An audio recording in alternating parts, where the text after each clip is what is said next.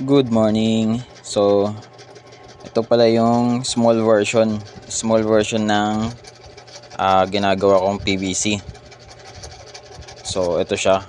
Ganito lang siya kaliit. So, meron pang dito, may grip tsaka bolt action. So, ito kaka-epoxy ko lang yung pinaka daluyan ng hangin. Pero pupunuin ko pa yan. So, ito na siya. Meron na siyang ganito. Kompleto na, na-test na din. Hindi nahuhulog yung bulitas. Pwede din siya sa plastic pellet. So, ito siya.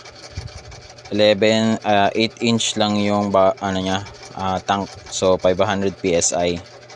So, na-test ko na, wala naman yung singaw din. So, ito na siya. Malapit na siya. Siguro mga 4 na araw gagawa ko na to. Sa linggo or sabado tapos na to. So ito na siya. Tapos gumawa pala ako ng valve. May ginawa na akong valve dito eh. Nasaan na yun? Valve. Nasaan na yung valve? Ito ba yun? Hindi. Valve. Ito yung ginawa kong valve. Pinuno ko na ng PVC. Ayan, pati sa likod butas na din. So okay na yung mga butas. Ito yung labasan ng hangin. Dito yung stopan. Ang kulang na lang dito is meron na akong tank dyan. Ang kulang na lang ay reducer. Yung reducer na stainless steel dito wala pa. Di pa dumadating. Nag-order na ako pero di pa dumadating. So para to sa mga sa mga haba. Kung may nag-order kasi ng mga haba, dalawa. So isa pa lang nagagawa kong valve. Ito pa yung isa. Bumubuo pa lang ako. Tapos ito na yung mga pantapal ko. Yan. Gumawa na ako ng mga pantapal.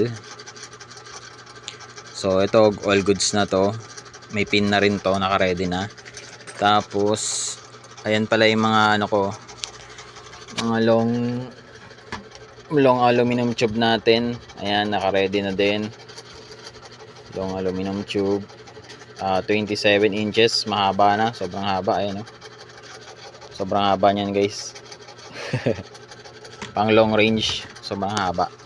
So bumili ako ng dalawang set kasi para sa dalawa yung umorder na mahaba. So ayan.